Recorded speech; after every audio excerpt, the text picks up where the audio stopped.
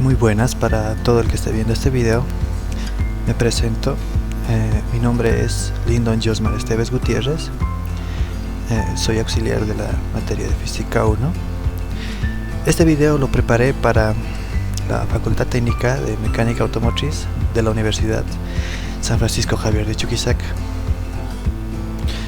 Bueno, este será el primer video de una serie de videos que utilizaré para recapitular temas fundamentales de la física o y hacer también resolución de ejercicios. Bueno, sin dar más vueltas, empezamos con el curso.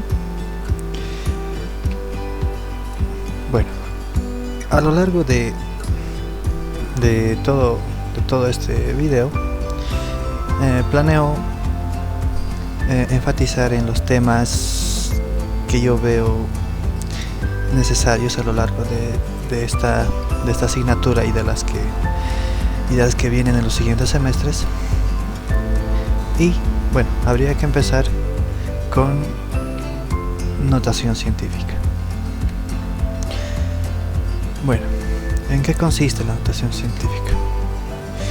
Cuando nos dan un número, ya sea demasiado grande, no sé, millones, 10 millones, muchos millones, o número suficiente que ya ustedes crean grandes, hay que usar una notación más simple que la convencional. O también cuando un número sea demasiado pequeño, hay que usar, vamos a ver que 0,00 ya tal vez demasiados dígitos decimales a la derecha. Entonces hay que usar una notación que sea más simple para nosotros representar ese número. Entonces, esta es la regla más simplificada de lo que podía. ¿Y qué dice esa regla? Si el número es demasiado pequeño, la coma decimal o punto decimal ya varía en muchos libros o lugares. Quien usa punto o coma para definir un decimal, nosotros usamos coma generalmente.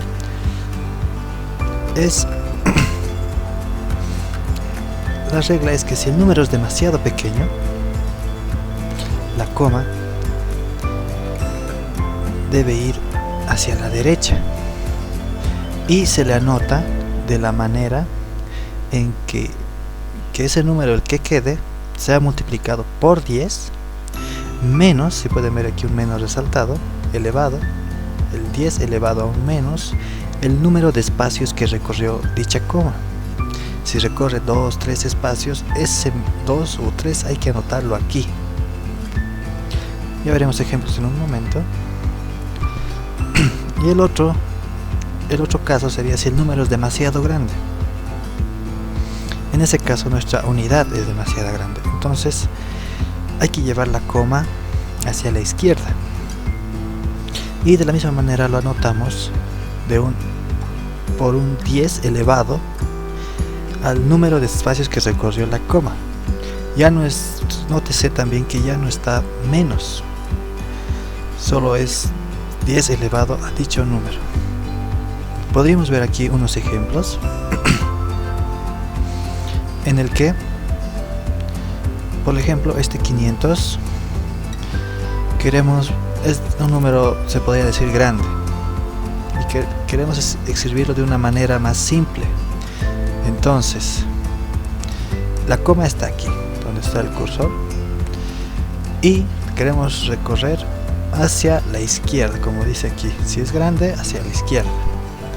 Entonces lo recorremos un espacio hasta aquí, 2 espacios, y nos quedaría solo el 5, una unidad. Multiplicamos, como dice aquí, por 10 elevado al número de espacios que ha recorrido. ¿Cuántos espacios recorrimos? 1, 2, por 10 elevado a 2. Ahora, el caso contrario, si tenemos un número pequeño, pueden ver que estamos después de la coma decimal. En ese caso dice que la coma recorre hacia la derecha. Entonces hay que aplicar eso. Aquí está la coma decimal. Recorremos los espacios que queramos. Recorremos 1 y recorremos 2 espacios. anotamos, el que queda sería un 2, aquí estaría la coma, ¿verdad? Que no se escribe cuando ya está así en unidad, multiplicado por 10, como dice aquí, por 10, elevado a menos el número de espacios que ha recorrido. En este caso es menos, hemos recorrido dos espacios igualmente, 1, 2, y anotamos el 2. El mismo caso ocurriría aquí en el siguiente ejemplo. Aquí en el cuarto ejemplo podemos ver que solo habría que aplicar el otro, y es un número grande. Aquí estaría la coma, recorremos hacia la izquierda. Entonces, ¿cuántos espacios recorremos? Los que necesitemos. En este caso sería hasta aquí, hasta el 8. Entonces recorremos 1, 2 y 3. Y anotamos la coma donde recorrimos, todo lo copiamos igual, multiplicado por un 10 elevado a los 3 espacios que hemos recorrido. Y así vendría todo lo que podemos decir sobre notación científica. No es un tema tampoco muy amplio. Y bueno, ya directamente habría que continuar. No quiero estancarme tampoco en un tema. Pasemos al siguiente, que sería redondeo de cifras. Hay una regla que debemos seguir al querer redondear cifras. ¿A qué se refiere? Que cuando tenemos igual un número con muchos decimales, tampoco nos es útil escribir todos los decimales, pero tampoco es admisible ir haciendo desaparecer decimales sin una lógica, sin saber si es válido hacer eso. Aunque sean números pequeños, algunos tienen su influencia en la unidad al final. Veamos la regla. Aquí está la regla que les decía, que si pueden observar son números menores que 5 hasta 0. Entonces el 0, 1, 2, 3, 4 dice que no va a afectar en nada al siguiente número. Ya me entenderán a qué me refiero con el siguiente número, pero acuérdense que no haría nada en el redondeo de cifras. Ahora, si son números mayores a 5, 6, 7, 8, 9, ya afectan el siguiente número y lo suben en 1, es 1 más 1. Ya lo entenderán en el siguiente ejemplo a lo que me refiero, donde pueden ver que tenemos este número que tiene 3 dígitos en unidad y tiene 6 dígitos decimales después de la coma decimal. Entonces, ¿qué queremos hacer? Queremos hacer menos largo el número, queremos hacer desaparecer estas cifras, que nos queden, no sé, unos 2 decimales. Entonces, hay que ser progresivos. Habría que ver el último número, por ejemplo este 8, y analizamos con esta tabla que les dije arriba. Si es mayor que 5, aumenta en 1. Si son menores que 5, aumentan en nada. Entonces, 8 es mayor que 5. La aumenta en 1 a la siguiente cifra, es decir, al 2. Si quisiéramos una cifra que tenga 5 decimales, ahí quedaría, haciendo desaparecer este 8. Y podemos ver que al desaparecer el 8, le subió ese 1 al 2, se volvió 3. Y siguiendo esta regla, podemos seguir hasta que nos queden los dígitos que queremos, los decimales que queremos. Pueden ver, si hacemos desaparecer el 3, ya este es menor que 5, no le afecta en nada al siguiente número, al 5. Se queda así y desaparece sin más. Ahora, queremos hacer desaparecer, queremos un número más pequeño, más simplificado, pero el 5, como pueden ver, no cae en ninguno de los dos casos anteriores. ¿Qué pasa con el 5? Es un caso, se podría decir, especial, en el que, supongamos, tenemos esta cifra de aquí, queremos 3 decimales, aquí hasta el 5, pero la primera regla, se podría decir, que tiene el número 5 es que ya los decimales que están a su derecha de este, si queremos simplificar hasta ahí, es suficiente un número, un 1 digamos, un número tan pequeño como este 1, que miren está que tiene números anteriores que él, que son 0. Basta este 1 para que este 5 se vuelva 6. Esa sería la primera regla. Ahora, la siguiente sería dos casos en el que queremos hacer desaparecer, digamos, un 5, como aquí en el ejemplo. Queremos hacer desaparecer ese 5. La idea es que para hacer desaparecer este 5 se le ve al siguiente número, a este 7, por ejemplo. Y analizamos, ¿es par o es impar? Como puede decir aquí, podemos analizar, es un número impar. Si es un número impar, el siguiente número del 5, este número debe volverse a su par superior, o aumentarle 1, se podría decir también. Sí o sí se va a volver par. Como pueden ver, al desaparecer el 5, este 7, ya siendo impar, se volvería par, se volvería 8. Siempre hacia arriba, se le suma 1, se podría decir. En el caso contrario, que el siguiente número al 5, vean, es un 6. Queremos hacer desaparecer este 5. Para desaparecer, como este número, el siguiente, ya es par, ya no necesita subir. Si sube se va a volver impar, y preferentemente se lo mantiene en par. Entonces, en este caso se quedaría igual, el 5 solo desaparecería sin más. Ese es el caso del 5. Esos casos podría nombrar ahora. Entonces, tomando en cuenta este que vimos ahora, volvamos al ejemplo. Queremos hacer desaparecer este 5. Vemos el siguiente número, es 6, es par. Entonces, el mismo caso se mantendría en par.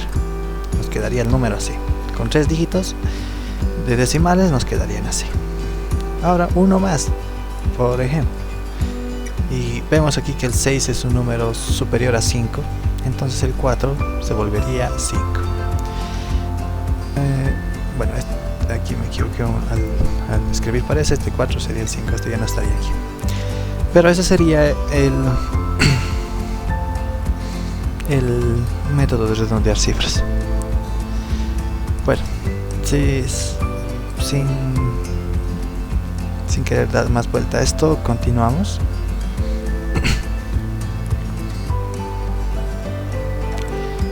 Ahora, véanse que ya depende de lo que le pidan. Si te dicen que quieren con una décima, ponen la unidad, la que les sale, puede ser 1000, el número que sea, pero después de la coma solo tiene que haber un decimal. Eso sería tener una décima. Cuando te dicen solo en unidades, ya sería un número entero, sin coma, sin nada, o sea, solo el número. Cuando te piden centésimas, ya vienen 2 decimales. Acuérdense de eso. Y bueno, así sucesivamente, depende cuánta precisión quieres tener en tus medidas. Mientras más números es más preciso, pero ya también se vuelve innecesario a largo. Por ejemplo, milésimas serían con 3 dígitos, ya pueden ver. Yo lo veo necesario solo, bueno, generalmente es máximo serían dos cifras decimales, tal vez 3 exagerando, pero hasta ahí llegaría en notación. Cualquier número que les salga, acuérdense en usar 2 cifras, ya sería suficiente.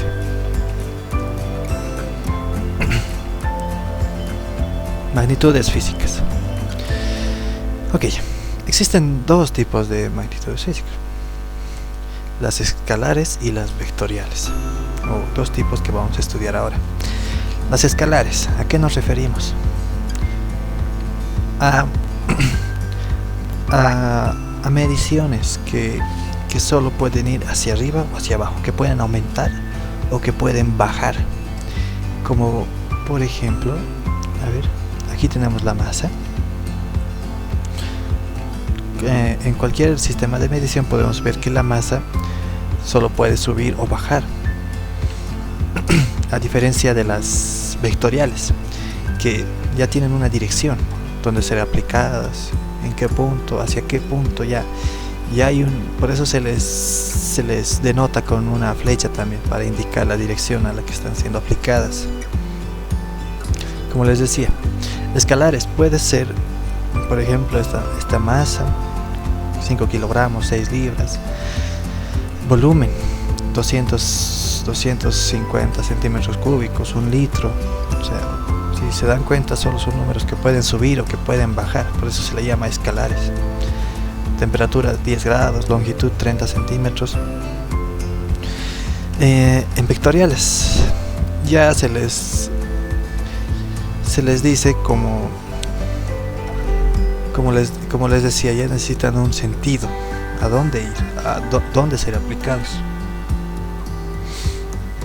Por ejemplo, podemos ver la velocidad con 10 metros sobre segundo, el campo eléctrico 10 voltios sobre metro,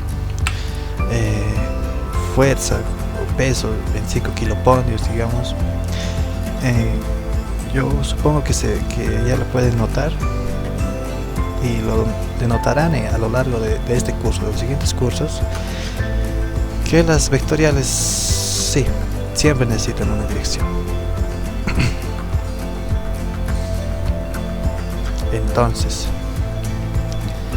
para continuar, ya que vimos qué son las magnitudes vectoriales, habría que enfatizar cómo van los vectores. Un vector generalmente va dado de esta manera. Se le representa por una flecha y consta de estas partes. Podemos ver su dirección, que está denotada con esta línea roja, y la cual es el mismo vector, es colineal a esa línea. Su sentido, que es indicada por esta flecha, como pueden observar. El punto de aplicación, punto de aplicación, su origen, como quieran decirlo, y su módulo. Ya se podría decir que es la intensidad de la fuerza que está representando. Esas serían las 4 partes de un vector.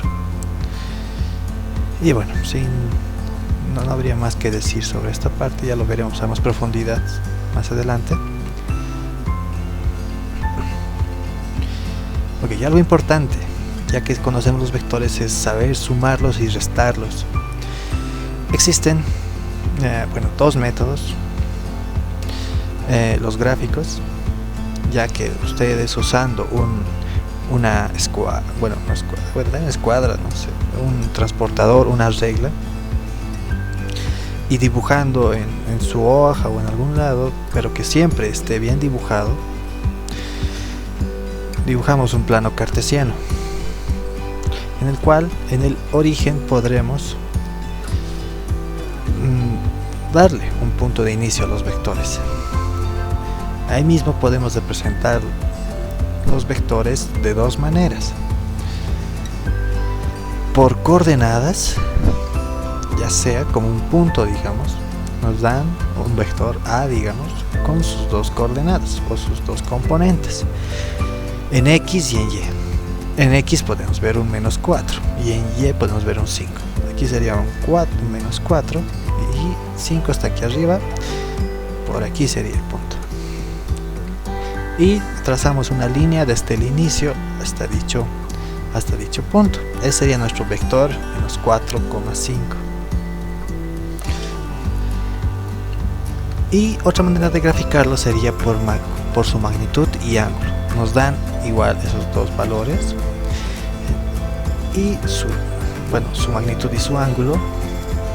Ya sería con ayuda de un transportador, que lo pones al origen, mides 40 grados y con una regla mides su longitud de 7.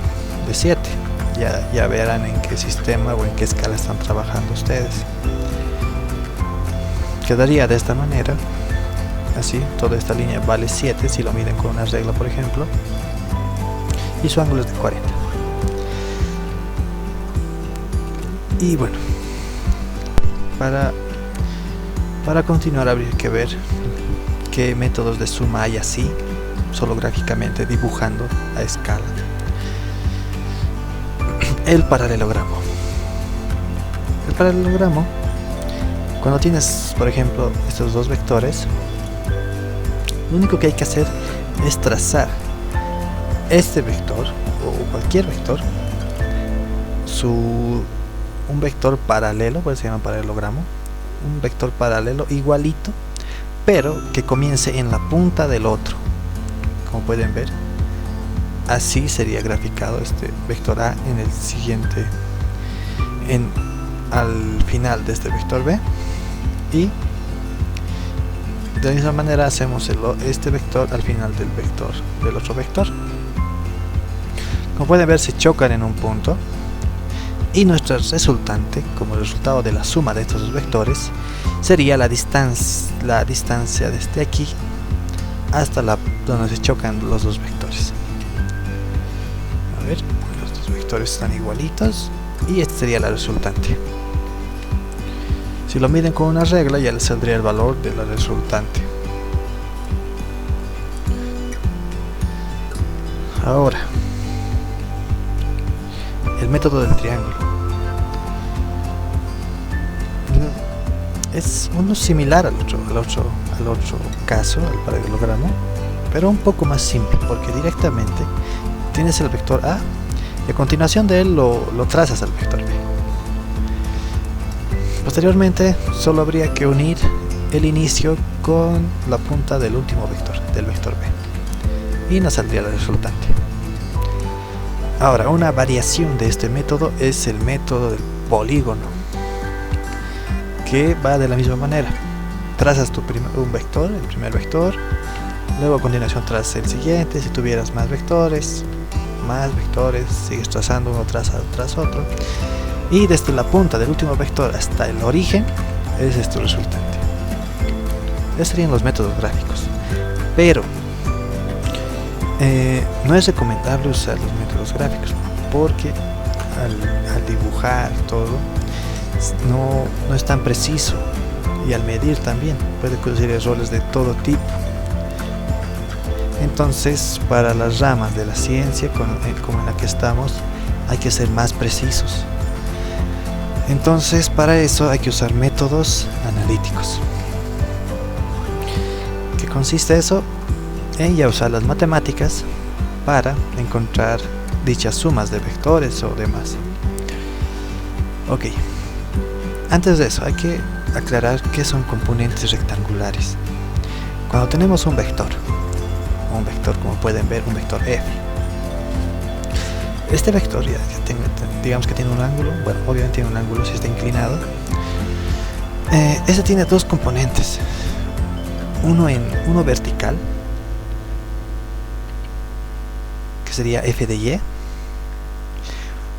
uno horizontal, en ese sentido, que sería f de x, que pueden ver, si trazamos una línea aquí, cabalitos, no pasan de ese límite ambos. Esos son sus dos componentes, en x y en y.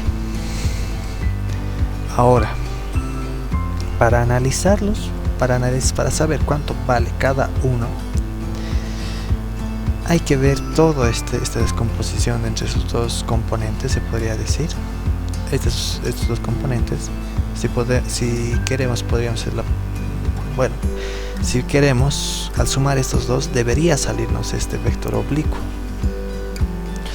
Ya, para saber el valor de estos dos vectores, el fx y el fy, hay que tomar todo esto como un triángulo, de esta manera. Y como podemos ver, este f de y vendría aquí a un lado del triángulo, de esta manera. Ya tenemos un triángulo completo.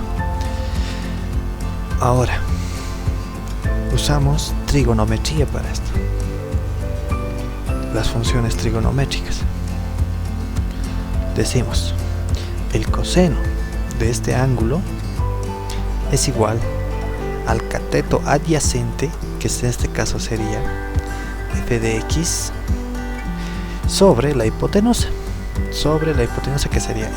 Lo anotamos aquí. De la otra manera, el seno de este ángulo es igual al cateto opuesto, en este caso es f de y, sobre la hipotenusa, que es f. Nos queda de esta manera. ¿De dónde he dicho que es coseno de un ángulo o de eso? Eso ya estaría en tablas, ya está definido. sería una explicación más extensa, así que mejor lo dejamos ahí. Se pueden fijar en tablas en cualquier lado, que es de esta manera. Entonces, quedándonos así nuestras fórmulas, hay que despejar. Necesitamos el valor de f de x. Entonces, esta f tiene que pasar a multiplicar aquí. Y nos quedaría de la siguiente manera. F de x, f pasó a multiplicar f por coseno de tita. Igual del otro lado. Y ya con esto podemos encontrar el valor de sus componentes. Ya dicho eso, ya tendríamos la manera de sumar, restar vectores.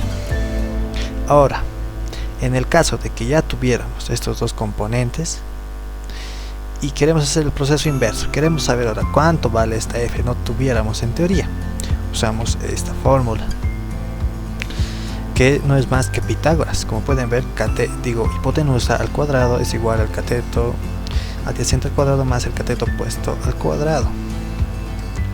Bueno, esos catetos, miren. Y para encontrar su valor hay que quitarle este 2. Como lo quitamos, le ponemos una raíz a toda la siguiente ecuación. Queda de esta manera. Con esta fórmula ya encontramos el valor del vector oblicuo con sus dos componentes, con f de x y f de y. Ahora, queremos encontrar su ángulo de este ángulo. En teoría no tuviéramos. Lo encontramos con otra función trigonométrica, tangente. Tangente a qué es igual? Es igual a cateto opuesto sobre cateto adyacente. F de y sobre f de x. Despejamos, la tangente pasa al otro lado con tangente a la menos 1, o la inversa de tangente, como quieran decirlo. Y metiendo la calculadora, si tuvieran estos valores, tuvieran el ángulo igual. Listo. Con estas fórmulas que resalté, ya podrían realizar sumas y restas de vectores. Solo necesitan eso para realizar cualquier ejercicio de esta suma de vectores. Ahora, viendo un ejercicio, podemos observar que tenemos, en este caso tenemos tres vectores. Tenemos vector A, vector B, vector C. Estos vectores no son vectores como tal, no, son sus componentes. Yo los escribí así, en realidad no deberían estar aquí todavía. Sus componentes de estos vectores, de los vectores oblicuos. Los puse para que se notara mejor. Entonces, como pueden ver, estoy usando una escala. Como tengo un cuadro muy pequeño del 1 al 6, y miren, aquí mis unidades son de 30 kilopontios 18, sería un cuadro gigantesco en el que no podría ni dibujar, digamos. Ustedes tampoco, en una hoja tampoco les alcanzaría el espacio. No siempre tiene que ser, digamos, un kilopondio o un centímetro. Ustedes pueden variarlo como quieran. Yo lo puse de manera de que 5 kilopondios equivalgan a una unidad aquí en mi cuadrito, en mi plano cartesiano. ¿Qué quiere decir? Que mira, este vector de 30 llega hasta el 6 nomás. Y está bien dibujado en teoría. ¿Por qué? Porque hasta aquí vale 5, hasta aquí vale ya 10, 15, 20, 25, 30. 30 como dice aquí. Igual este estaría dibujado teóricamente bien, pero eso lo denotaremos ahorita. Este en realidad debería valer igual 18 unidades, pero queremos saber cuánto valen estos. Cuando hacemos una suma de vectores y tenemos estos vectores que no están colineales con nuestros ejes coordenados, lo necesario es que saquemos sus componentes rectangulares. Con eso sí podemos trabajar. Si desean, pueden hacer una tabla, como pueden ver aquí a la derecha, donde vamos a hacer una sumatoria de sus coordenadas X y sus coordenadas en Y. Ya, analicemos el primero. Tenemos un vector A y no tiene ningún componente en Y, está colineal con el eje X, entonces él no tiene nada en Y. directamente se le notaría como su componente X sería de 30. Toda su magnitud está aquí en el eje X. Por lo contrario, en los siguientes ya tenemos sus componentes en X y en Y, entonces van a tener ambos. Usamos las fórmulas que vimos en la página anterior y como nos dieron los datos de su magnitud y tenemos el ángulo también, tenemos todo lo de la fórmula, solo nos queda reemplazar. En Bx es con el coseno y en By es con el seno. Claro que tiene que ver con qué ángulo están trabajando, pero generalmente si está de esta manera quedaría así. Solo reemplazamos valores. B vale 18 y el ángulo pueden ver que vale 30. En ambos lados reemplazamos igual, solo cambia la función trigonométrica. Metemos a la calculadora y nos salen estos valores. Estos serían ya sus componentes rectangulares. Aquí vale 15,59 en X, este vector, y vale 9 hacia arriba en Y. Ya tendríamos sus dos componentes. Pasamos al siguiente vector, al C. Las mismas fórmulas, porque estamos tomando este ángulo. Entonces solo quedaría reemplazar como aquí arriba. Vemos que vale 24 y su ángulo vale 45.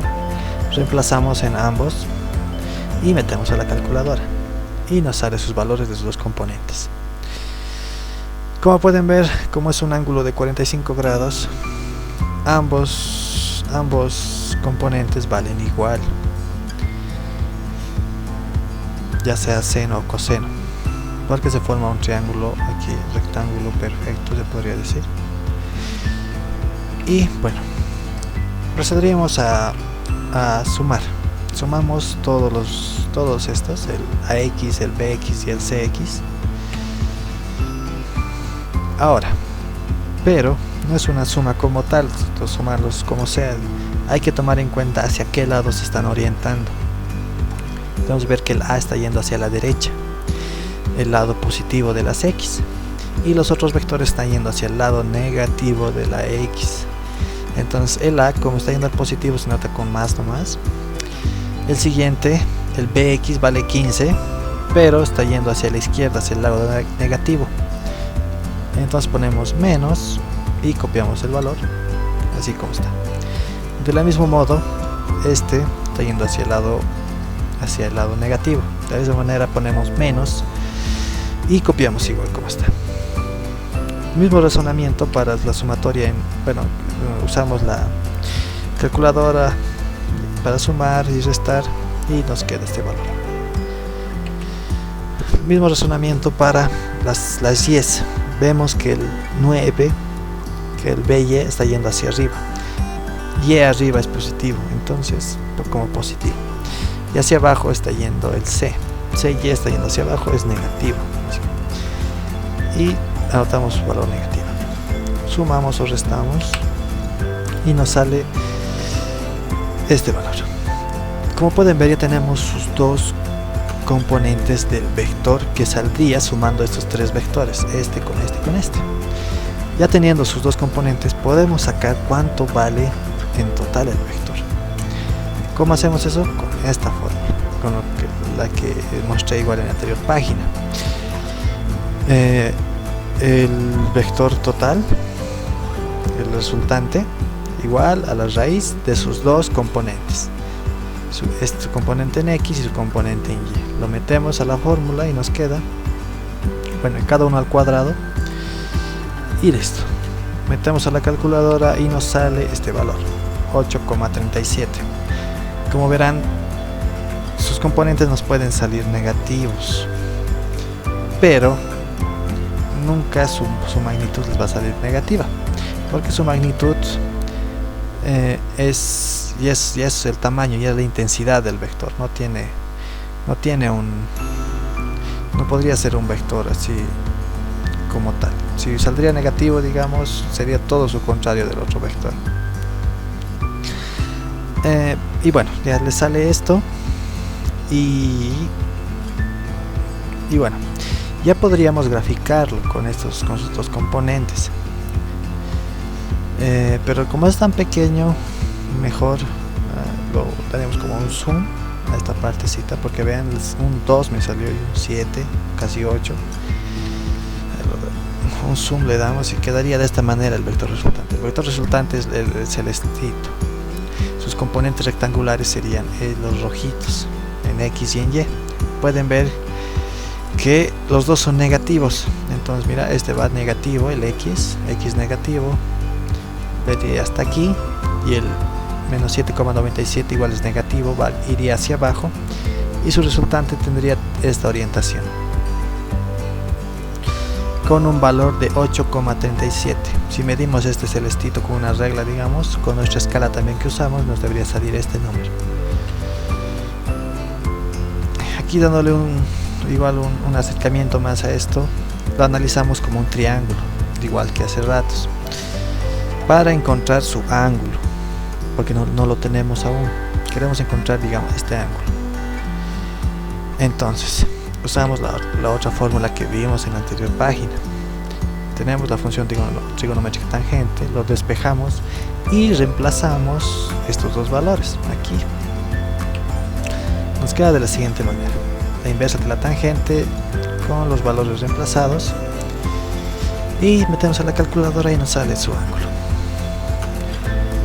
Bueno, eso sería todo por este ejercicio. Ya tendremos todas las características que puede definir a un vector, y ya tenemos el vector resultante. Ya sería. Aquí concluiría este ejercicio y también el video, porque ya es medio largo.